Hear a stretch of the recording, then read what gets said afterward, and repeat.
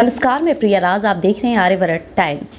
बिहार में राजद नेता ओम प्रकाश पासवान ने अनुसूचित जाति आयोग के उपाध्यक्ष देवेंद्र कुमार की नियुक्ति पर सवाल उठाए हैं। उन्होंने लालू प्रसाद यादव को भेजे गए पद पर सूचना का अधिकार के तहत जानकारी भी मांगी है।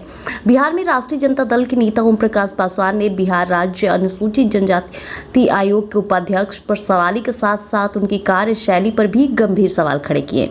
उन्होंने आयोग की ओर से राजद अध्यक्ष लालू प्रसाद यादव को भेजे गए पत्र को आधार बनाकर सूचना का अधिकार अधिनियम 2005 के तहत विस्तृत जानकारी मांगी है।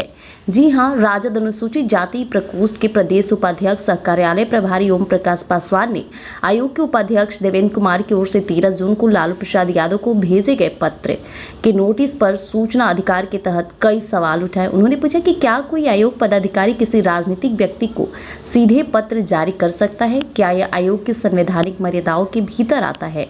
इसके अतिरिक्त उन्होंने यह भी जानकारी मांगी है कि क्या उक्त पत्र आयोग की सामूहिक सहमति से निर्गत हुआ था या उपाध्यक्ष की व्यक्तिगत पहल थी। इसके साथ ही आरटीआई आवेदन के माध्यम से ओम प्रकाश पासवान ने यह भी जानना चाहा कि उपाध्यक्ष की नियुक्ति किस प्रक्रिया और कोटे के तहत कई अनुसूचित जाति, महादलित या किसी और श्रेणी से उन्होंने आयोग में उपाध्यक्ष की नियुक्ति प्रक्रिया, योग्यता और चयन मापदंड की प्रमाणित प्रति भी मांगी है। इसके साथ ही पासवान ने सवाल उठाया कि क्या कोई आयोग पदाधिकारी सोशल मीडिया या मीडिया रिपोर्ट्स के आधार पर किसी राजनीतिक नेता के खिलाफ स्वतः संज्ञान लेकर कार्रवाई कर सकता है।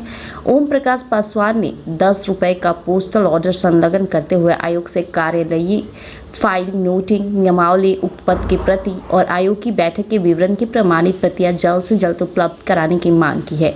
उन्होंने इसे सूचना का अधिकार अधिनियम की धारा 7(1) के तहत समयबद्ध रूप में उपलब्ध कराने की बात कही, जिसे लेकर लालू प्रसाद यादव की भी टेंशन बढ़ी नजर आ रही है और इसके साथ ही कई लोगों ने इस बातों को सही भी करार दिया है।